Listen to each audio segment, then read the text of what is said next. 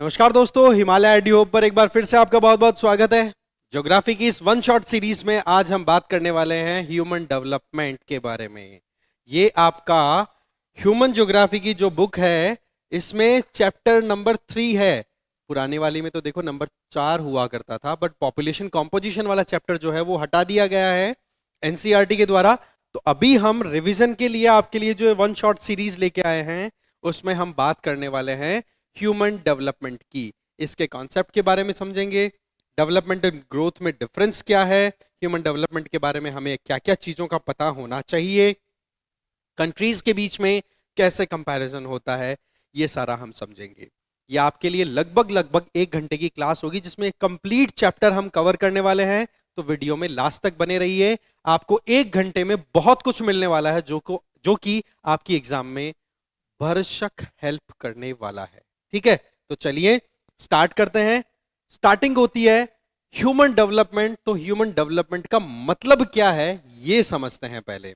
इसका मतलब सिंपल है, अगर लोगों की चॉइस करने की क्षमता बढ़ रही है, अगर उनकी जिंदगी इंप्रूव हो रही है, तो आप उसको ह्यूमन डेवलपमेंट बोल सकते हो। कहने का मतलब ये हुआ कि जो भी मानव है, जो भी इंडिविजुअल है, उस इंडिविजुअल की अपनी अपनी चॉइस मेकिंग कैपेबिलिटीज अगर बढ़ रही है। चॉइस कब कर पाते हो? जब आप सक्षम होते हो, जब आप कैपेबल होते हो। इसका मतलब आप इंडिविजुअल्स को सक्षम बनाने की कोशिश कर रहे हो, कैपेबल बनाने की कोशिश कर रहे हो। अगर कैपेबल बन गया तो चॉइसेस आप इजीली कर सकते हो, अदरवाइज आपकी चॉइस नहीं चलेगी। कहते ना, बेगर्स आर नॉट चूजर्स। तो पॉइंट क्या है यहां पर?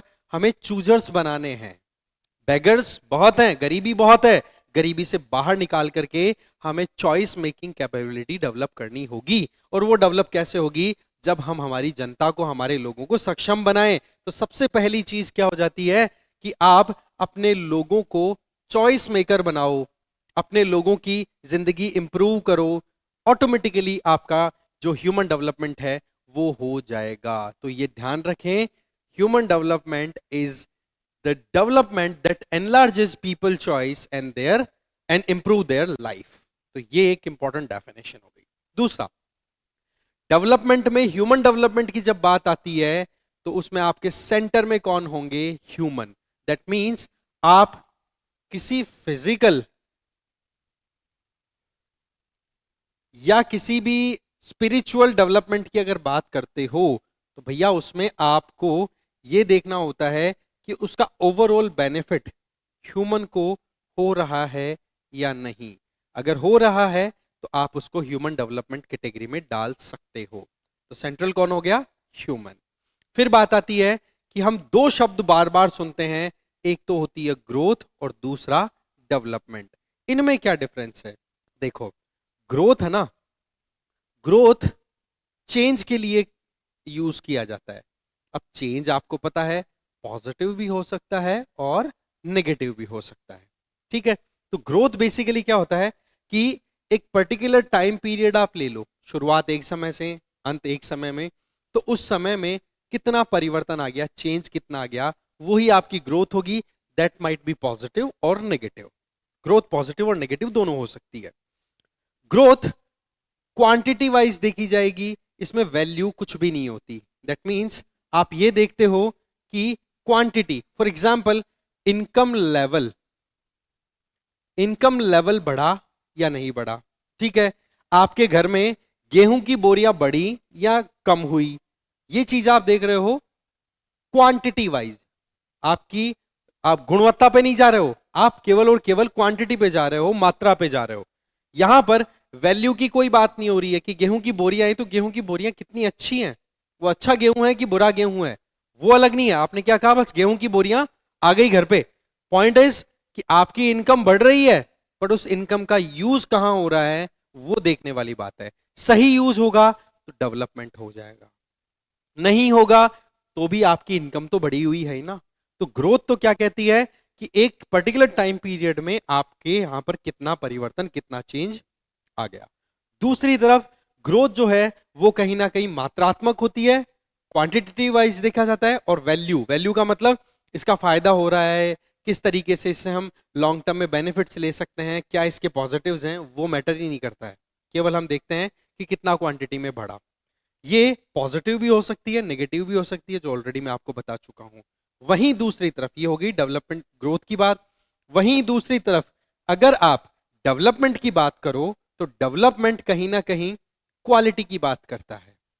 इसका मतलब हमेशा डेवलपमेंट जो होगा वो पॉजिटिव होगा, ये ध्यान रखें, पहली बात। दूसरी चीज, अगर आपकी ग्रोथ पॉजिटिव है, क्वालिटी अच्छी है, तो उसको आप ऑटोमेटिकली डेवलपमेंट की कैटेगरी में डाल सकते हो। तीसरी चीज, डेवलपमेंट के लिए आप बोल सकते हो development of A city. That means एक सिटी में अगर रोड बन रही है, मेट्रो आपने स्टार्ट कर दी, वहां पर मेट्रो रेल है वो स्टार्ट कर दी, हॉस्पिटल फैसिलिटी आपने डेवलप कर ली, एजुकेशनल फैसिलिटी डेवलप कर ली, तो वो सिटी का डेवलपमेंट हो गया, जो कि एक पॉजिटिव है, जो कि वहां पे रहने वाले लोगों को चॉइस मेकिंग पॉसिबिलिटीज अवेलेबल कराएगा। सीधी बात है, आप माइग्रेशन क्यों करके आते हो, जैसे मैं ऑलरेडी आपको बता चुका हूं पिछले वाले चैप्टर में कि माइग्रेशन के पीछे दो फैक्टर्स काम करते हैं। एक तो होता है पुश फैक्टर और एक होता है पुल फैक्टर। तो जो पुल फैक्टर है वो कहीं ना कहीं डेवलपमेंट होता है। कहीं पर भी अगर डेवलपमेंट अच्छा है तो लोग ऑटोमेटिकली वहां पर अट्रैक्टेड होंगे, लोग जो हैं वो ऑटोमेटिकली खींचे चले आएंगे आपके एरिया में। ठीक है, अब ये जो लोगों की चॉइस मेकिंग क्षमता की हम बात कर रहे थे, ठीक है, लोगों की जो चॉइस को आप बढ़ाना चाह रहे हो, लोगों की जिंदगी को इंप्रूव करना चाह रहे हो, ये आइडिया दिया तो दिया किसने? तो ये आइडिया सबसे पहले प्रोपाउंड किया था ग्रेट इकोनॉमिस्ट डॉक्टर महबूब उल हक, जो कि पाकिस्तानी इकोनॉमिस्ट है। ठीक है, पाकिस्तानी इकोनॉमिस्ट थे जिन्होंने अपनी तरफ से प्रोपाउंड किया कि ह्यूमन डेवलपमेंट का मतलब लोगों की अपनी खुद की इच्छा के हिसाब से वो कुछ डिसीजन ले पा रहे हैं, कुछ चूज कर पा रहे हैं। तो ये चीज आप देखोगे, ये कॉन्सेप्ट डॉक्टर महबूब उल हक ने लाया था, और इसी ह्यूमन डेवलपमेंट के कॉन्सेप्ट को इन्होंने बढ़ावा देने के लिए 1990 में ह्यूमन डेवलपमेंट रिपोर्ट, और उसी रिपोर्ट का एक पार्ट आता है ह्यूमन डेवलपमेंट इंडेक्स, इस चीज को भी प्रोपाउंड किया। और आज भी 1990 से शुरू हो गई थी, आज भी United Nation Development Programme UNDP के द्वारा ये जो ह्यूमन डेवलपमेंट रिपोर्ट है या ह्यूमन डेवलपमेंट इंडेक्स है, ये हर साल रिलीज किया जाता है। ठीक है, इसके अलावा देखा जाए तो महबूब उल हक का ये कहना था, अगर लोगों को आप हेल्दी जिंदगी देते हो, अगर लोगों को आप हेल्दी जिंदगी देते हो, अगर लोगों को अपना टैलेंट डेवलप करने का, अपनी स्किल सेट डेवलप करने का मौका मिलता है, अगर लोग अपनी खुद के गोल्स को अचीव करने में, एफर्ट लगाने में सक्षम हैं, फ्री हैं, तो आप उनको डेवलप्ड बोल सकते हो। इसका मतलब इन्होंने क्या बात कह दी कि आप हेल्दी लाइफ की बात कर रहे हो, that means you are talking about health. अगर आप की हेल्थ अच्छी है तो इसका मतलब आपने पहला जो कॉलम है उसको टिक कर दिया कि आप हेल्दी हो। पहला सुख निरोगी काया। दूसरी चीज, आप इंडिविजुअल को टैलेंट को एक्सपेंड करने की बात कर रहे हो, दैट मीन्स उनको एजुकेशन फैसिलिटीज प्रोवाइड कर रहे हो। जितना ज्यादा आप एजुकेशन को एक्सेस करोगे उतना ज्यादा एम्पावर होगे, उतना ही ज्यादा आप अपना स्किल सेट भी डेवलप करोगे, टैलेंट भी डेवलप करोगे। Then comes the freedom, that means आपके पास में मटीरियल फैसिलिटीज अवेलेबल है। इसका मतलब मैं यहां पे बोलूंगा इसको इनकम। तो महबूब उल हक साहब ने क्या बोल दिया, इनकम लेवल लोगों का कितना है, जितना ज्यादा इनकम लेवल होगा उतना ही आप चीजों को ज्यादा से ज्यादा एक्सेस कर पाओगे, यूज कर पाओगे। तो ये तीनों चीजें मिलकर के और फिर डिसाइड होता है कि कहां पर आप स्टैंड करते हो। अगर ये तीनों चीजें आपके पास में है तो आप अपने आप को डेवलप्ड बोल सकते हो। अगर आपके देश में ये तीनों चीजें हैं तो आप अपने कंट्री को ह्यूमन डेवलपमेंट में आगे पाओगे। ध्यान रहे, हम यहां पर देश की बात इसलिए कर रहे हैं क्योंकि आप पूरे एक एंटिटी की बात कर रहे हो जो अंतरराष्ट्रीय स्तर पर देखी जाती है कि ये देश ऐसा है, ये ऐसा है, ये ऐसा है। आई बात समझ में?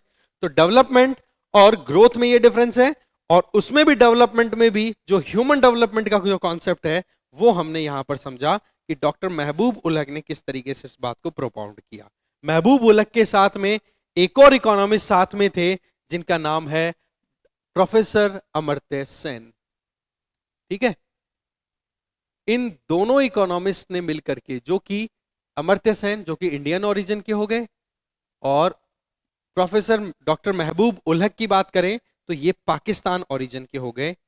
इन्होंने मिलकर के और ये पूरा कॉन्सेप्ट तैयार किया 1990 से ह्यूमन डेवलपमेंट रिपोर्ट, जिसमें ये डिटेल आती है कि कौन सा कंट्री कैसा क्या परफॉर्म कर रहा है, और दूसरा ह्यूमन डेवलपमेंट इंडेक्स जिसमें ये पता पड़ता है कि कौन सा कंट्री किस पोजीशन पर है, कौन बढ़िया परफॉर्म कर रहा है, कौन बुरा परफॉर्म कर रहा है, और तीसरा ये हर महीने आप पब्लिश करते हो जो कि UNDP United Nation Development Programme release करता है। तो ये जो चीजें हैं, एक एक पॉइंट बड़ा इंपॉर्टेंट है भाई, कुछ भी नहीं छोड़ना है इसमें, ठीक है। चलिए नेक्स्ट, अब ह्यूमन डेवलपमेंट की बात करें तो आपके पास में 3 इंपॉर्टेंट इसके एरियाज है, की एरियाज है, जैसा मैं ऑलरेडी बता चुका हूं। लॉन्ग एंड हेल्दी लाइफ, अगर आप अच्छी जिंदगी जी रहे हो, स्वस्थ हो, लंबी जिंदगी जी रहे हो, तो इसका मतलब आपके यहां पर हेल्थ फैसिलिटी अच्छी है, खाने पीने की व्यवस्था अच्छी है, गरीबी कम है।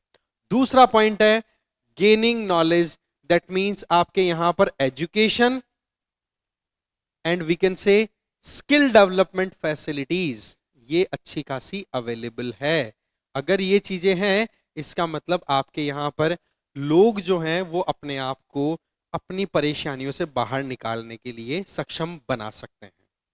तीसरी बात आ गई, आपको चाहिए डिसेंट लाइफ, एक इज्जतदार जिंदगी। इज्जतदार जिंदगी में आपकी जो डिमांड्स हैं, आपकी जो नीड्स हैं, उनको पूरा करने के लिए आपको चाहिए मटेरियल एक्सेस। और मटेरियल एक्सेस कब आता है? जब आपका इनकम लेवल बढ़ता है। इसका मतलब इन्होंने क्या कह दिया भाई, सीधी बात है, health, education, health, education and access to resource. Material access का मतलब एक्सेस टू रिसोर्स, क्योंकि हमें पता है कि एक्चुअल में अगर आपको अपनी डेवलपमेंट करनी है तो वहां पर आपके पास में रिसोर्सेस को यूज करने के लिए ह्यूमन रिसोर्स होना चाहिए, और ह्यूमन रिसोर्स बनाने के लिए आपको हेल्दी इंडिविजुअल्स चाहिए जिनके अंदर स्किल डेवलपमेंट आपने कर दिया, तो वो ह्यूमन रिसोर्स हो गया। अब वो ह्यूमन रिसोर्स को अगर रिसोर्स मिलेंगे तो वो ऑटोमेटिकली प्रोग्रेस करेंगे कि नहीं? एकदम बेस्ट एग्जांपल है जापान। छोटा सा कंट्री, 4 आइलैंड्स में बसा हुआ देश, रिसोर्सेज की इतनी कमी, नेचुरल रिसोर्सेज इतनी ज्यादा है नहीं, पर उन्होंने क्या किया, सबसे पहले अपने लोगों की हेल्थ पे ध्यान दिया, एजुकेशन प्रोवाइड की, और उनको जो मटेरियल चाहिए था वो मटेरियल खरीदा। इसका मतलब जापान का जो कॉन्सेप्ट है बड़ा इंटरेस्टिंग है, और इस इंटरेस्टिंग कॉन्सेप्ट को हमें समझना होगा कि जापान में जो भी उनको चीज चाहिए होती है, रॉ मटेरियल चाहिए होता है, उसको कर लेते हैं वो इंपोर्ट, और अपने देश में अपने लोगों की क्षमता के आधार पर उसी रॉ मटेरियल को फिनिश्ड गुड बना करके और कर देते हैं एक्सपोर्ट, और बन गई थर्ड लार्जेस्ट इकोनॉमी। और जापान जो है वो वर्ल्ड में नामी गिरामी कंट्रीज में से एक है जहां पर टेक्नोलॉजी बहुत एडवांस लेवल पे डेवलप होती है। तो आप समझो कि कितना इंपॉर्टेंट हो जाता है ह्यूमन डेवलपमेंट, ठीक है। तो ये चीज आप ध्यान रखेंगे, these are the key areas of human development, ठीक है। चलिए फिर बात आती है ह्यूमन डेवलपमेंट के इंपॉर्टेंट पिलर्स की। तो देखो 4 इंपॉर्टेंट पिलर्स हैं। सबसे पहला पिलर है इक्विटी, दूसरा नंबर आपका आ जाता है सस्टेनेबिलिटी, तीसरा नंबर आ जाता है आपका प्रोडक्टिविटी, चौथा नंबर आता है एम्पावरमेंट। कहने का मतलब ह्यूमन डेवलपमेंट अगर होता है तो वो हो कैसे? इसका मतलब how we should proceed for human development. तो सबसे पहले तो हमें ध्यान रखना होगा इक्विटी। इक्विटी का मतलब होता है समता। समता और समानता 2 चीजें होती हैं, ठीक है। समानता, इक्वालिटी, पर हम यहां पर बात कर रहे हैं इक्विटी की, ना कि इक्वालिटी। इक्वालिटी और इक्विटी में बड़ा माइन्यूट सा फर्क है। इक्वालिटी तो क्या कहती है, आपके पास में 100 रुपए हैं, 10 जने खड़े हैं, तो 10 जनों के अंदर 10-10 रुपए बांट दो, काम खत्म। आपने ये नहीं देखा किसको कितनी जरूरत है।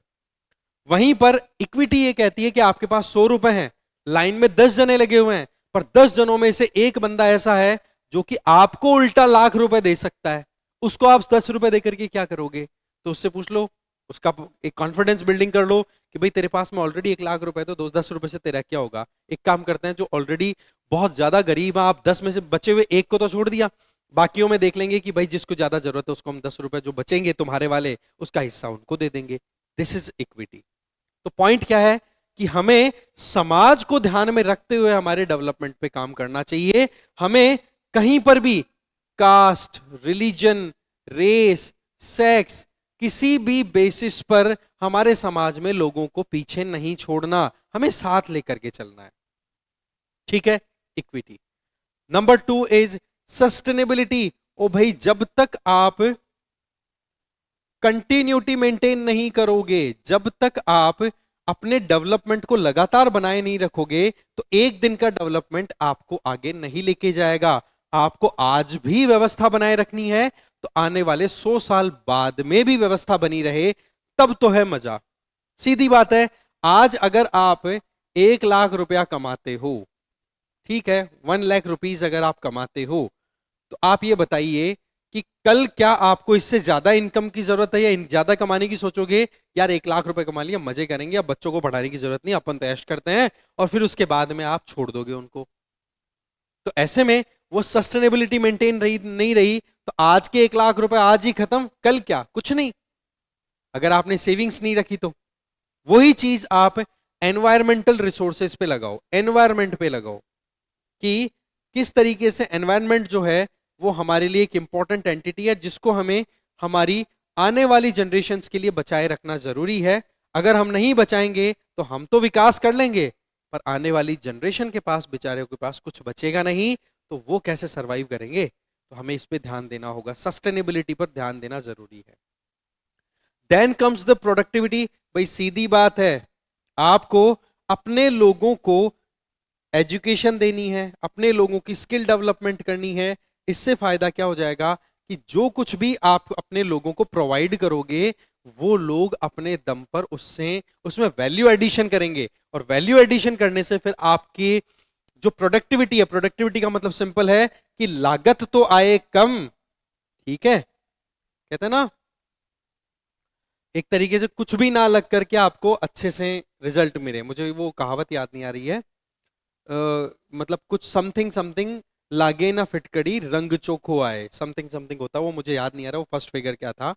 कि आप देखोगे कि कोई भी चीज जो है वो मिनिमम इनपुट पे आपको मैक्सिमम आउटपुट दे दे, वो होती है प्रोडक्टिविटी। वो चीज कब आती है, जब आप अपने लोगों को पढ़ा लिखा करके समझदार बनाते हो, टेक्नोलॉजिकली एडवांस बनाते हो। तो उसमें क्या है, आपके यहाँ पर आपके सोशल सेक्टर में आपको इन्वेस्ट करना रहता है, जैसे कि एजुकेशन और स्किल डेवलपमेंट, इससे आपको बेनिफिट मिलता है। अब इन सभी से हो क्या रहा है भाई, हो रहा है एक तरीके से सशक्तिकरण, एम्पावरमेंट।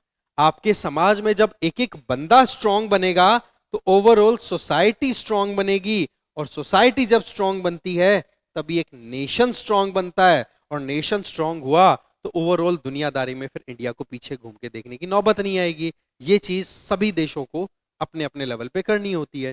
तो 4 इंपॉर्टेंट पिलर्स होते हैं, equity, sustainability, productivity and empowerment. अगर ये चीजें हो रही हैं, इसका मतलब आपके देश में ह्यूमन डेवलपमेंट जो है वो कहीं ना कहीं अच्छी दिशा में चल रहा है। और इन्हीं चीजों को हम फर्दर स्लाइड्स पे देखें।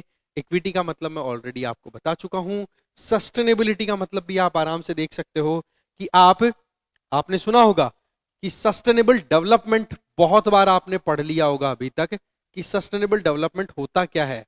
अब डेवलपमेंट का मतलब तो हमें पता है कि हम हमारी सोसाइटी में जो भी लोग हैं उनको अपलिफ्ट करते हैं उनकी लाइफ में, चाहे वो एक्सेस टू रिसोर्स हो, चाहे उनकी लिविंग स्टैंडर्ड की बात करें। तो अपलिफ्टमेंट जो आप कर रहे हो, उसमें आपको ध्यान रखना है कि आपकी जो फ्यूचर जनरेशन है उनके साथ में कोई खिलवाड़ ना हो जाए।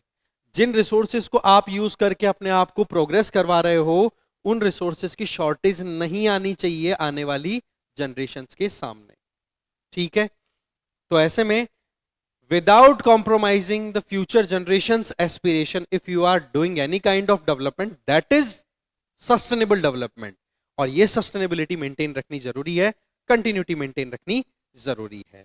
Then comes the third pillar, that is productivity। Productivity का मतलब आप अपनी क्षमताओं को बढ़ा रहे हो, आप अपनी जरूरतों के हिसाब से इनपुट डाल रहे हो और आउटपुट मैक्सिमम निकाल रहे हो, लॉसेस मिनिमम हो रहे हैं, इससे फिर आपको फायदा बहुत होता है। कम समय में अच्छी पढ़ाई करते हो तो भी तो प्रोडक्टिविटी होती है। Then comes the empowerment. इससे फायदा क्या होगा? फायदा ये होगा कि हमारे समाज के सशक्तिकरण। अब यहां पर अगर आप फीमेल्स को ये सारी फैसिलिटीज दे रहे हो, दैट मीन्स उनके साथ इक्विटी वाला बिहेवियर कर रहे हो कि उनको भी रिसोर्स और पढ़ाई लिखाई में कहीं प्रॉब्लम नहीं आ रही, उनकी प्रोडक्टिविटी बढ़ा रहे हो, उनके लिए सस्टेनेबिलिटी पे ध्यान दे रहे हो कि आज की महिलाओं को पढ़ाएंगे लिखाएंगे तो आने वाली जनरेशन जो है महिलाओं की वो भी पढ़ी लिखी गई, तो आप बताइए देश आगे बढ़ेगा कि नहीं?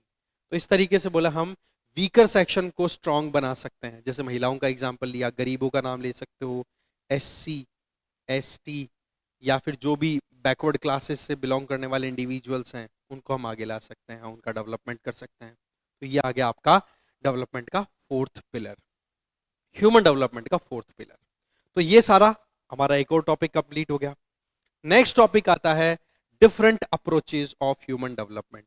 ह्यूमन डेवलपमेंट को आप स्टडी अगर करना चाहो तो स्टडी करने के तरीके क्या हो सकते हैं, कैसे कैसे आप किसी भी देश को, ये किसी भी देश की जनता के बारे में पता कर सकते हो कि हाँ यहाँ पर डेवलपमेंट अच्छा है, यहाँ पर कम है, यहाँ पर ज्यादा मेहनत करने की जरूरत है। तो 4 अप्रोचेज हैं। फर्स्ट इनकम अप्रोच, दूसरी वेलफेयर अप्रोच, तीसरी बेसिक नीड अप्रोच और चौथी कैपेबिलिटी अप्रोच। एक तो चारों के नाम याद रख लेने आपको, ठीक है। और अब इन अप्रोचेज में क्या क्या किया जाता है वो हम समझते हैं, उनको हम जानने की कोशिश करते हैं, क्योंकि यहां से MCQ बन सकता है। सिंपल पूछा जा सकता है which among the following is not human development approach, ठीक है। फर्स्ट ऑप्शन 3 तो ये दे दिए और चौथा कुछ और ही डाल दिया, मान लो प्रोडक्टिविटी डाल दिया, प्रोडक्टिविटी अप्रोच बोल दिया, तो प्रोडक्टिविटी अप्रोच का कोई नाम ही नहीं है यहाँ पे, कैपेबिलिटी अप्रोच। ओके, अब देखो इनको हम वन बाय वन देखते हैं। सबसे पहले इनकम अप्रोच। देखो हमेशा अगर हम ट्रेडिशंस की बात करें, ट्रेडिशंस की अगर बात की जाए तो सबसे पहले क्या देखा जाता है कि आपके यहां पर इनकम लेवल कितना है। एक परिवार की इनकम जितनी अच्छी होती है हम मान के चलते हैं कि वो परिवार विकसित है, वो परिवार कहीं ना कहीं अपनी जरूरतों को पूरा कर सकता है। तो वो जो चीज है वो इनकम अप्रोच के बेसिस पे पता पड़ती है। दैट मीन्स ये ओल्डेस्ट अप्रोच है। पहली चीज तो आज के समय में केवल पैसा नहीं देखा जाता, ये भी देखा जाता है कि आपके परिवार की महिलाएं कितनी खुश है, ये भी देखा जाता है कि आप अपने बच्चों की पढ़ाई पर कितना पैसा खर्च कर रहे हो, ये भी देखा जाता है कि आपके घर में कोई बीमार तो नहीं है। अगर ये सारी चीजें देखते हो तो दूसरी अप्रोच हो गई। बट अभी हम फर्स्ट अप्रोच की बात कर रहे हैं कि ह्यूमन डेवलपमेंट को चेक करने का तरीका। तो फर्स्ट है इनकम अप्रोच, जिसको ओल्डेस्ट अप्रोच भी कंसिडर किया जाता है। और इसमें यह देखा जाता है कि सोसाइटी में लोगों की इनकम कितनी है, जितनी ज्यादा इनकम लेवल, जितना ज्यादा आपके घर की इनकम, उतना ही आपका ह्यूमन डेवलपमेंट। दैट मीन्स आप नोटिस करोगे कि जो लोग शहरों में रहते हैं या फिर जो लोग परिवारों के साथ रहते हैं, उनकी जितनी जो भी इनकम है वो बढ़ती है, तो उसके लिए मान लिया जाता है कि यार ये लोग तो बहुत विकसित हो रहे हैं। तो एक अप्रोच तो ये। फिर इस अप्रोच में कमी क्या है? इस अप्रोच में केवल पैसे की बात करेंगे हम, पैसे के अलावा उस पैसे का यूज कैसे हुआ उस पर ध्यान नहीं दिया। तो कहने का मतलब इनकम आपको कंप्लीट इमेज नहीं देगी, है ना। किसी देश में अगर पूरे देश में, जैसे मैं एक छोटी सी बात बताता हूं, इंडिया के लिए बोला जाता है कि हम जल्द ही $4 ट्रिलियन इकोनॉमी बनने वाले हैं। इसका मतलब पैसा तो बहुत बन रहा है इंडिया में, पर वहीं दूसरी तरफ प्रधानमंत्री गरीब कल्याण अन्न योजना है, उसके तहत गरीबों को फ्री में अनाज दिया जा रहा है, लगभग 80 करोड़ लोगों को। ये क्या है भाई? एक तरफ तो 4 ट्रिलियन डॉलर की इकोनॉमी बन रहे हो, दूसरी तरफ गरीबों में अनाज बांट रहे हो। ये क्या है? ये रियलिटी है। ये रियलिटी क्या है? ये $4 ट्रिलियन की इकोनॉमी है, ये कुछ लोग सोसाइटी के एक स्मॉल सेक्शन के द्वारा होल्ड की जा रही इकोनॉमी है। वहीं दूसरी तरफ 80 करोड़ लोगों को आप फ्री में अनाज दे रहे हो। इसका मतलब आपके देश में इनइक्वालिटी बहुत है, गरीब भी बहुत लोग हैं। अब बताइए कि आपके देश की इकोनॉमी $4 ट्रिलियन की है, तो आप डेवलप्ड बोल सकते हो human development point of view से? सवाल उठाना। इसलिए केवल पैसे के आधार पर आप कंपैरिजन नहीं कर सकते। खैर, ध्यान रखें इनकम अप्रोच में क्या सोचते हैं वो हमारे लिए जानना जरूरी था, पहला पॉइंट। सेकंड अप्रोच है वेलफेयर अप्रोच। वेलफेयर अप्रोच में तो ये है कल्याणकारी। ओके, स्टेट है वो कल्याणकारी काम करेगा, वेलफेयर स्टेट का कॉन्सेप्ट रहेगा। उसमें ये देखा जाएगा कि जो लोग डिप्राइव्ड हैं, जो लोग वीकर सेक्शन हैं उन लोगों की सहायता की जाए, और वो सहायता कौन करेगा? गवर्नमेंट, स्टेट करेगा। अब वो सहायता कैसे की जा सकती है? उनको रोटी, ठीक है, रोटी, कपड़ा, मकान, स्वास्थ्य, शिक्षा, पीने का पानी, साफ सुथरी जगह, simple. Education, health, social amenities, इसमें हम बोल सकते हैं, याद रख लेना आप, ये मैं एक तरीका बताता हूं। रोटी, कपड़ा, मकान, स्वास्थ्य, शिक्षा, पीने का पानी, शुद्ध पीने का पानी प्लस साफ सुथरा पानी, ये अगर चीजें मिलती हैं तो इनको बेसिक एमिनिटीज बोलते हैं। और ये बेसिक एमिनिटीज जो हैं वो कहीं ना कहीं सरकार दिलाए। वेलफेयर अप्रोच में रोल किसका आ रहा है? गवर्नमेंट का। इसका मतलब यहां पर इंडिविजुअल जो है वो कहीं ना कहीं कोई पार्टिसिपेशन नहीं दे रहा। इंडिविजुअल केवल एक पैसिव पैसिव रेसिपिएंट के तौर पे काम कर रहा है। इसका मतलब दे दो साहब, ये जो अप्रोच है ना, प्रधानमंत्री गरीब कल्याण अन्न योजना, ये इस अप्रोच के बेसिस पर ही है, जहां पर सरकार के द्वारा गरीबों की सहायता की जाती है। जैसे कि राइट टू एजुकेशन एक्ट है ना, या फिर राइट टू एजुकेशन जो कि आर्टिकल 21A में ऐड किया हुआ है हमारे कॉन्स्टिट्यूशन में, वो कहीं ना कहीं इसी के तहत है। ठीक है, नरेगा जैसी स्कीम, एमजी नरेगा, ये भी कहीं ना कहीं वेलफेयर अप्रोच पे काम करती है, जहां पर जो लोगों को नौकरी नहीं मिल रही है वो लोग 100 दिन के लिए कम से कम रोजगार प्राप्त कर सकते हैं, तो वो वेलफेयर अप्रोच है। कहने का मतलब क्या यहां पर इंडिविजुअल की क्वालिटी के बारे में पता किया गया? नहीं, केवल ये देखा जा रहा है कि लिविंग स्टैंडर्ड पुअर है, बिलो पुअर्टी लाइन कैटेगरी में आ रहे हैं, तो सरकार उनको सहायता देगी। इसका मतलब यहां पर एक्टिव रोल प्ले करने वाला कौन है? गवर्नमेंट। ठीक है, तो ये चीज होगी आपकी वेलफेयर अप्रोच। पर सीधी बात है कि क्या कोई सरकार गरीबों की सहायता कर रही है तो उससे ही आपके यहां पर डेवलपमेंट का पता पड़ गया क्या? आप ये बताइए। सरकार, इसका मतलब डेवलपमेंट के लिए सरकार अगर सहायता कर रही है, इसका मतलब कमजोरियां हैं वहां पर, उन कमजोरियों को करेक्ट करने के लिए हमें कुछ और करना पड़ेगा। तो सेकंड अप्रोच है वो हो गई वेलफेयर अप्रोच, पर उसमें एक्टिव रोल केवल गवर्नमेंट प्ले कर रही है। बट अगर गवर्नमेंट ही रोल प्ले कर रही है तो फिर लोगों का क्या?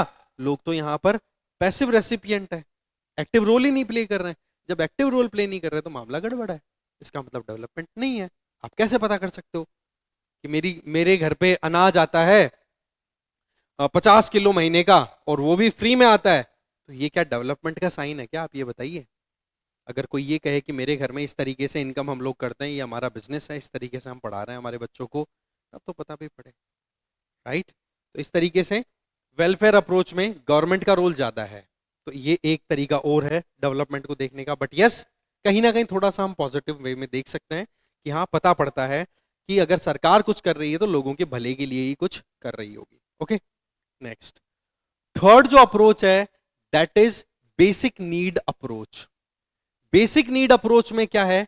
सबसे पहला काम तो यह है कि ये अप्रोच किसने प्रोपाउंड की, ये कई बार पूछा जा चुका है, आपको याद रख लेना है। इंटरनेशनल लेबर ऑर्गेनाइजेशन के द्वारा ये अप्रोच प्रोपाउंड की गई, ILO। इसमें क्या होता है कि जो इंडिविजुअल्स की रिक्वायरमेंट होती है, वही अगेन रोटी, कपड़ा, मकान, स्वास्थ्य, शिक्षा, रहने की व्यवस्था, वो सारी चीजें, वो सारी फैसिलिटीज जो हैं वो देखी जाएगी कि लोगों के पास में है या नहीं। पिछले में तो हमने क्या देखा, ये फैसिलिटी सरकार देने की व्यवस्था करेगी, वो वेलफेयर अप्रोच थी। बट यहां पर इंडिविजुअल्स जो हैं उनके पास में ये फैसिलिटीज हैं या नहीं, अगर हैं तो उनको आप डेवलप्ड बोल दोगे, अदरवाइज अंडर डेवलप्ड बोलोगे। तो ये बेसिक नीड अप्रोच हो गई। Then comes the last one that is capability approach. और ये कैपेबिलिटी अप्रोच किसने प्रोपाउंड की? एक तो ये बहुत इंपॉर्टेंट है, Indian economist, Indian origin economist professor Amartya Sen. इनका ये कहना है कि देखो, स्वास्थ्य और शिक्षा, स्वास्थ्य, हेल्थ और एजुकेशन है, ये तो कहीं ना कहीं आपको प्रोवाइड करनी चाहिए। बोले ये तो देखो जिम्मेदारी थोड़ी बहुत गवर्नमेंट की रहती है, थोड़ी बहुत क्या, मेनली गवर्नमेंट की होती है। पर इसके अलावा जो कुछ भी काम करना है, जैसे कि आप एजुकेशन दे रहे हो, तो फिर ह्यूमन अपनी खुद की नीड्स को पूरा करने के लिए आगे एफर्टफुल रहे, खुद से अपनी जरूरतों को पूरा करने के लिए खुद काम करे। दैट मीन्स क्षमता, कहने का मतलब आप लोगों को सक्षम बनाओ, फिर लोग अपनी जरूरतें पूरी कर लेंगे। आपको वहां पर उनके लिए प्रोविजन करने की कोई, मतलब कहते हैं ना कि फ्री में अनाज देने की नौबत ही नहीं आएगी जब हर कोई मेहनत करके कमाने की क्षमता रखेगा। तो ये अप्रोच रख दी कैपेबिलिटी अप्रोच अमर्त्य सेन जी ने। तो इस तरीके से 4 अप्रोचेज हो गई हैं। फर्स्ट अप्रोच आपकी क्या हुई थी, जिसमें हमने देखा था कि कहीं ना कहीं हम इनकम की बात कर रहे थे, ठीक है। दूसरी हम बात कर रहे थे जिसमें हमने बात की कहीं ना कहीं वेलफेयर अप्रोच की, जहां पर गवर्नमेंट का रोल एक्टिव बताया था। और थर्ड अप्रोच जो आई हमारी वो रही बेसिक नीड्स की, कि कहीं ना कहीं लोगों को जो बेसिक रिक्वायरमेंट है, रोटी कपड़ा मकान स्वास्थ्य शिक्षा पीने का शुद्ध पानी और साफ सुथरापन, रहने की जगह साफ सुथरी सैनिटेशन, ओके, वो मिल जाए। और last one is capability approach. इस तरीके से आप ह्यूमन डेवलपमेंट की स्टडी कर सकते हो अलग अलग तरीके से किसी भी देश में, ठीक है, अलग अलग अप्रोचेस के बेसिस पे, ठीक है। चलिए, अब हम इतना कुछ जान चुके हैं, अब हमारे लिए इंपॉर्टेंट हो जाता है कि देशों को कंपेयर कैसे किया जाता है।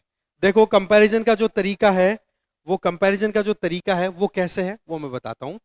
इसमें एक सबसे बढ़िया जो तरीका है, दैट इज सबसे बढ़िया जो तरीका है दैट इज आप अलग अलग कंट्रीज को एक स्टैंडर्ड पैरामीटर के बेसिस पे इवैल्यूएट करो, चेक करो, फिर उसमें उनका पैरामीटर के बेसिस पे एनालिसिस किया जाए कि कौन कहां पर स्टैंड करता है, और उस स्टैंड के अकॉर्डिंग उनको कंपेयर किया जाए।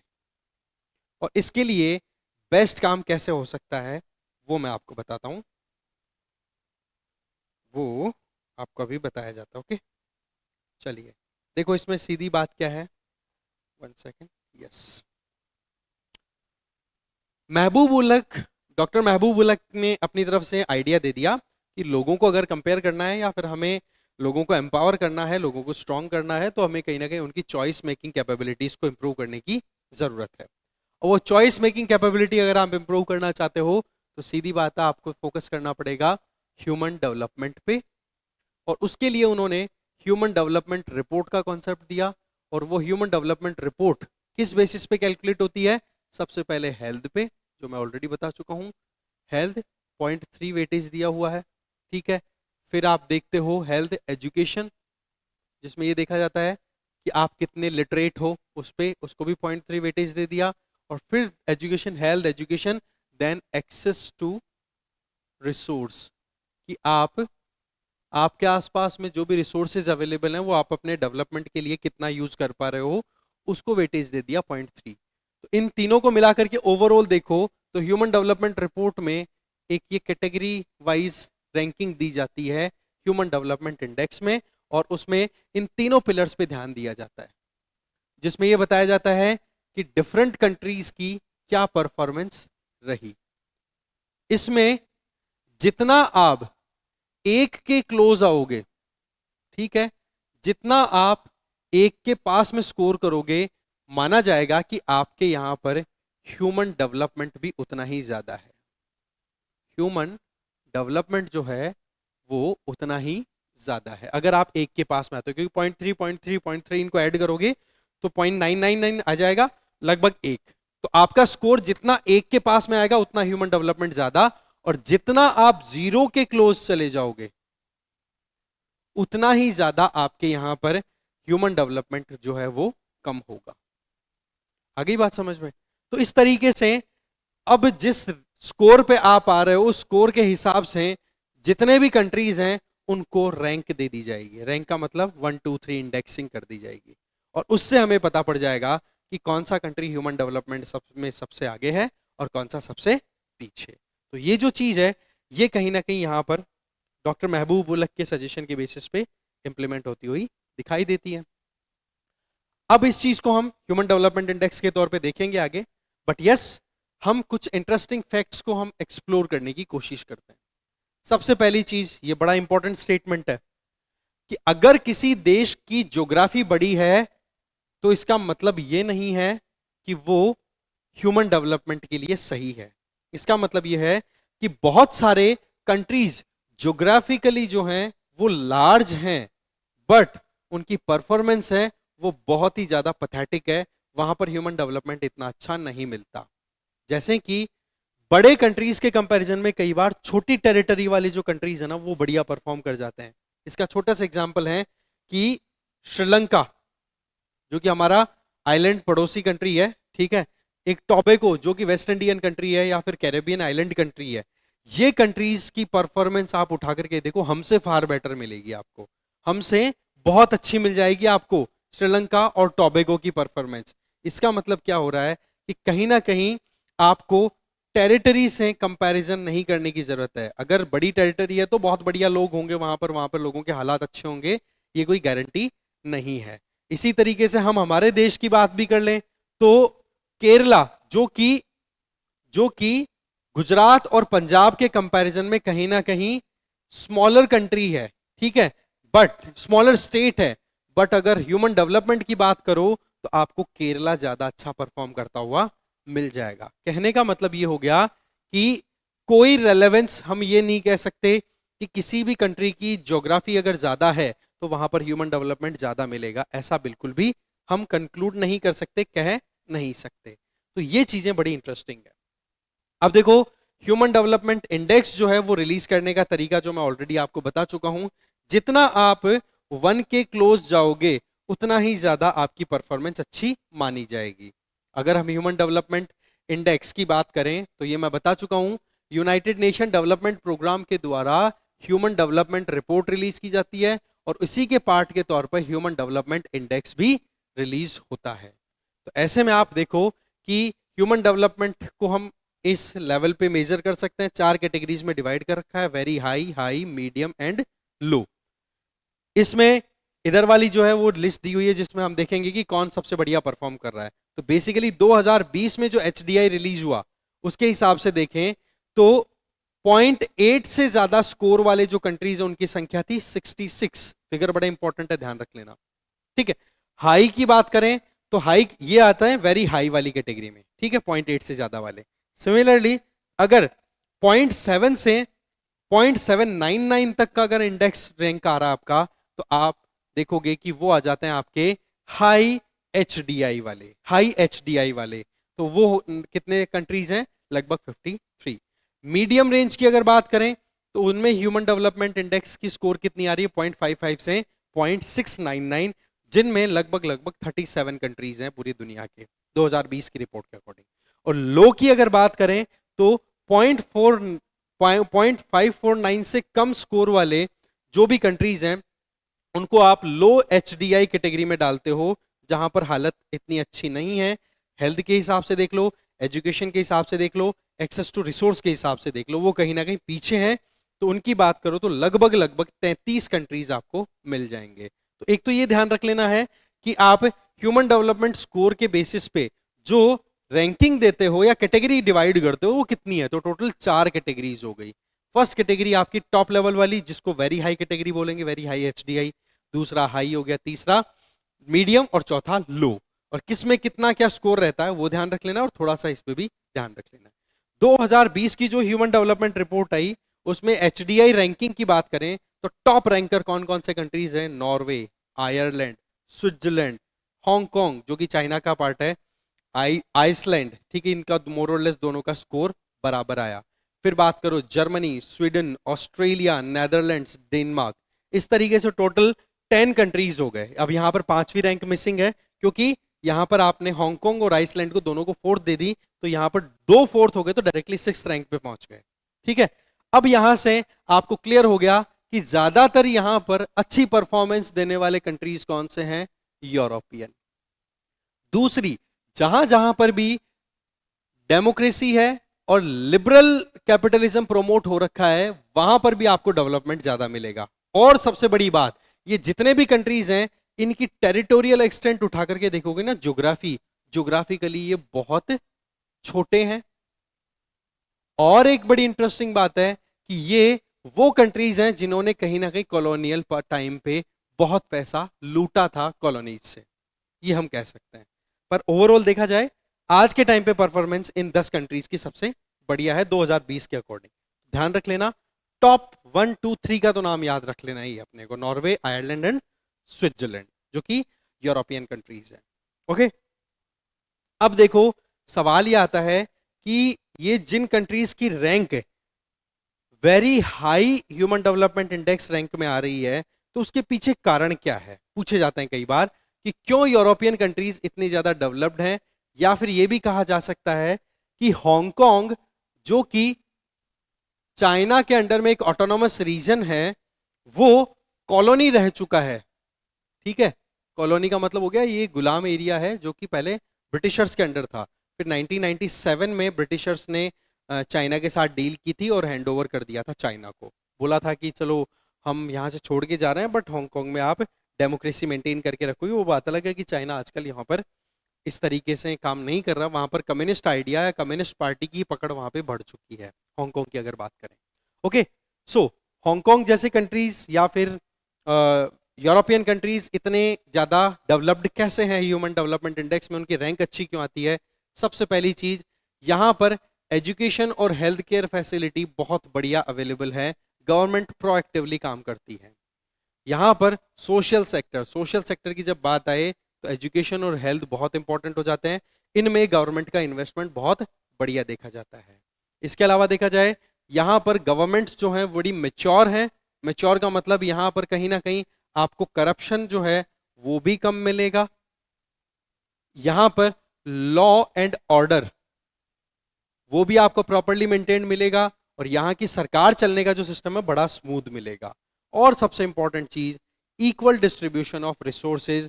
इसका मतलब यहाँ पर समानता या समता ज्यादा मिलेगी। इसका मतलब हम ये कह सकते हैं कि यहाँ पर कहीं ना कहीं रिसोर्सेज का equal distribution, that means inequalities आपको कम मिलेंगी। दैट मींस यहां पर अमीर और गरीब के बीच का जो गैप है वो बहुत कम मिलेगा। इसके अलावा ये वो कंट्रीज हैं जिन लोगों ने कॉलोनियल पीरियड में ये रूलिंग पावर्स हुआ करती थी, जिन्होंने रूल किया है कॉलोनीज पे। तो इसका नतीजा क्या है कि इनके पास में रिसोर्सेज की कोई कमी नहीं है। ठीक है, तो ऐसे में यहां पर एजुकेशन लेवल भी अच्छा है, सब बढ़िया है। तो एक्सेस टू, तीन ही चीजें हम देखते हैं, health, education, access to resource, जो कि इनइक्वालिटी खत्म करके किया हुआ है। तो इसका मतलब यहां पर ह्यूमन डेवलपमेंट आपको ज्यादा मिलेगा।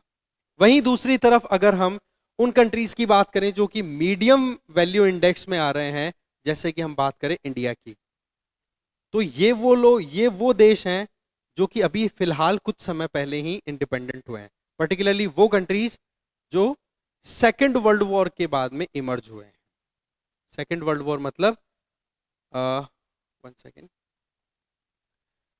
पोस्ट 1945, इसके बाद में जो कंट्रीज इमर्ज हुए हैं, इंटरनेशनल प्लेटफॉर्म पे आए हैं, ये वो देश हैं जो कि अपना ह्यूमन डेवलपमेंट कहीं ना कहीं इंप्रूव कर रहे हैं। पहली चीज। दूसरी चीज क्या है कि इन कंट्रीज में जो डेवलपमेंट हो रहा है वो कहीं ना कहीं रैपिडली हो रहा है, स्पीड से हो रहा है। और एक बड़ी काम की चीज है कि यहां पर जो सरकारें हैं वो कहीं ना कहीं पीपल सेंट्रिक अप्रोच लेकर के चल रही हैं। इसका मतलब जैसे इंडिया की हम बात करें तो अब सरकार जो है वो ज्यादा कोशिश कर रही है लोगों को स्ट्रांग बनाने की। तभी तो आप देखो हेल्थ के लिए सरकार के द्वारा क्या चलाया जा रहा है, आयुष्मान भारत स्कीम, और इसी का कई वेरिएंट जो है स्टेट गवर्नमेंट्स ने भी चला रखे हैं। एजुकेशन की बात करें तो फ्री में एजुकेशन, एलिमेंट्री एजुकेशन 14 साल तक तो फ्री कर ही दी, और डिमांड हो रही है कि आगे और स्कॉलरशिप देकर के पढ़ाई वढ़ाई का काम किया जाए। इसके अलावा रोटी कपड़ा मकान स्वास्थ्य शिक्षा, ये जो बेसिक नीड्स हैं उनके लिए भी सरकार अपनी तरफ से असिस्टेंस दे रही है। और कोशिश ये है कि कैसे भी करके लोग अपनी जरूरतों को पूरा करने के लिए खुद मेहनत करें, खुद अपना डेवलपमेंट कर ले। ठीक है जी। इसके अलावा हमारे जैसे देशों में या फिर जो मीडियम वैल्यू इंडेक्स वाले जो कंट्रीज आते हैं, इनमें कहीं ना कहीं सोशल डिस्क्रिमिनेशन अभी भी है, पर यस उसको भी रिड्यूस करने की पूरी कोशिश की जा रही है। जाति के नाम पर अभी भी हम धर्म, जाति, जेंडर, ठीक है, इनके आधार पर कहीं ना कहीं अभी भी हम डिस्क्रिमिनेशन करते हैं, भेदभाव करते हैं हमारे लोगों के साथ में। इस वजह से कहीं ना कहीं ये चीज अभी भी ड्यू है कि हम डेवलपमेंट की जब बात करते हैं तो ये कहीं ना कहीं हर्डल का काम कर जाते हैं। आज भी देखो कितना सारा सोशल अनरेस्ट भी रहता है कहीं ना कहीं इन चीजों को लेकर के, बट यस हम प्रोग्रेस कर रहे हैं। इसके अलावा यहाँ पर सोशल डाइवर्सिटीज आपको ज्यादा मिलेगी। इसका मतलब आप इकोनॉमिकली देख लो, सोशली देख लो, कल्चरली देख लो, बहुत ज्यादा डाइवर्स कंट्रीज हैं ये वो कंट्रीज हैं। इंडिया का एग्जांपल लो बेस्ट, ठीक है। समाज में देखो कितनी सारे तो तबकों में बटा हुआ है समाज, ठीक है। एक तबका तो जाति के नाम पे बटा हुआ है, एक सेगमेंट तो, ठीक है, एक धर्म के नाम पर, फिर सेक्स के नाम पर, फिर इकोनॉमी के नाम पर क्लास का और एक सेगमेंट आ गया, upper class, middle class, lower class. तो डाइवर्सिटी बहुत है हमारे। जबकि वेस्टर्न कंट्रीज जो हाई HDI वाले हैं, यहाँ पर आपको इक्वालिटी ज्यादा मिलेगी। यहाँ पर ज्यादा कोई इस तरीके से इनइक्वालिटी नहीं मिलने वाली है, यहाँ पर इनइक्वालिटी का थोड़ा इशू रहता है। इसके अलावा कई बार पॉलिटिकल इंस्टेबिलिटी का माहौल भी उन्हें बना रहता है, सोशल अपराइजिंग है वो भी देखने को मिल जाती है। कई बार समाज में दंगे फसाद और ये होते रहते हैं। जैसे अभी लेटेस्ट अगर देखें तो क्रिमिनल केस है, ठीक है, सुखदेव सिंह गोगामेडी, ओके, श्री करनी जो पूरा मतलब करनी सेना है, श्री करनी सेना प्रोबेबली, तो उसके लीडर, उनको मार दिया गया उनके घर में घुस करके। फिर उसके बाद में एकदम से यूथ है वो रोड पे आया, मार्केट बिल्कुल बंद हो गया। मार्केट बंद हुआ तो क्या हुआ, एक दिन की इकोनॉमी आपकी डाउन चलेगी, कितने लोगों के रोजगार जो हैं वो बर्बाद हुए एक दिन के लिए, तो वो कहीं ना कहीं कारण बन जाता है। ठीक है, तो ये फीचर्स हैं। ठीक है, हम मीडियम में क्यों हैं कि हम करना भी चाहते हैं प्रोग्रेस, बट यस सामाजिक और सांस्कृतिक तौर या फिर पॉलिटिकल इश्यूज की वजह से कहीं ना कहीं हम उतना प्रोग्रेस नहीं कर पाते जितना हम करना चाहते हैं। ठीक है, फिर नेक्स्ट अगर बात करें तो वो कंट्रीज जो कि ह्यूमन डेवलपमेंट इंडेक्स में बहुत बुरा परफॉर्म कर रहे हैं, लो कैटेगरी में आ रहे हैं, जिनका स्कोर 0.549 से भी कम है, उन कंट्रीज के अगर हालात देखें तो देखो उन कंट्रीज में पॉलिटिकल टर्मोइल चलता रहता है, सोशल इंस्टेबिलिटी चलती है। Best example Somalia, Syria, sorry excuse me, Syria. यहां पर क्या है, राजनीतिक एक तरीके से स्टेबिलिटी नहीं है, बहुत ज्यादा प्रॉब्लम चलती रहती है, मारकाट चलती रहती है, एक दूसरे के ऊपर अटैक करते रहते हैं, ये सारी प्रॉब्लम्स है सीरिया में, इंस्टेबिलिटी। ठीक है, तो यहां पर क्या होता है कि जब समाज में पीस नहीं होती ना, देखो प्रोग्रेस के लिए सबसे पहली प्री रिक्विजाइट है दैट इज पीस। पीस होगी तभी आप प्रोग्रेस कर पाओगे। अब यहां पर आप ह्यूमन डेवलपमेंट की बात कर रहे हो और पीस है नहीं, तो कैसे काम चलेगा, तो ये वो देश है। इसके अलावा सिविल वॉर की सिचुएशन, जैसा कि हम ऑलरेडी बात कर चुके हैं, इसका बेस्ट एग्जांपल है सूडान, हालत खराब है सूडान, साउथ सूडान। यहाँ पर अर्मेनिया, अर्मेनिया क्या है इसका नाम है, एरिट्रिया करके, इथियोपिया, ये कंट्रीज हैं, अफ्रीकन कंट्रीज पर्टिकुलरली, वहां पर ये प्रॉब्लम चलती रहती है। इसके अलावा फेमिन और high incidence of diseases, that means यहाँ पर कहीं ना कहीं हेल्थ क्राइसिस है और फूड सिक्योरिटी भी कहीं ना कहीं खतरे में रहती है, तो ये वो कंट्रीज आ गए। फिर इसके अलावा low education status, again education level है वो कम है, इस वजह से एम्पावरमेंट नहीं है लोगों का, और लोगों का जब एम्पावरमेंट ही नहीं हो रहा, आप सीधी बात है तीनों सेगमेंट में आप डाउन चले गए, हेल्थ, एजुकेशन, और ये लड़ाइयां चलती रहती हैं, इंस्टेबिलिटी है, तो इस वजह से लोगों को एक्सेस टू रिसोर्स नहीं मिल पाता। तो ओवरऑल ह्यूमन डेवलपमेंट में ये कंट्रीज बहुत बुरा परफॉर्म कर जाते हैं। ठीक है, तो ये सीन क्या है, ये कहीं ना कहीं हमें समझना था कि किस तरीके से आगे प्रॉब्लम्स हो सकती हैं। ठीक है, फिर एक पॉइंट और बच गया, वो पॉइंट मैं ऐड कर देता हूं, ह्यूमन पुअर्टी इंडेक्स का। ठीक है, वो और पढ़ लेंगे तो आपको ये ह्यूमन डेवलपमेंट वाला तो था ही, पर डेवलपमेंट से हमें गरीबों का पता नहीं पड़ता, जो कमजोर लोग हैं उनका पता नहीं पड़ता। ठीक है, तो उसको पता करने के लिए क्या किया जा सकता है, डेवलपमेंट का मतलब तो आप क्या देख रहे हो, ये देख रहे हो कि किनको मिल गया फायदा, किनको मिल रहा है। सवाल ये है कि कौन लोग डिप्राइव्ड हैं, कौन लोग डिप्राइव्ड हैं। डिप्राइव्ड का मतलब हो गया किन लोगों को एक्सेस टू रिसोर्स नहीं मिल रहा, तो उसके लिए यूएनडीपी ने एक और कॉन्सेप्ट डेवलप कर रखा है, that is human poverty index.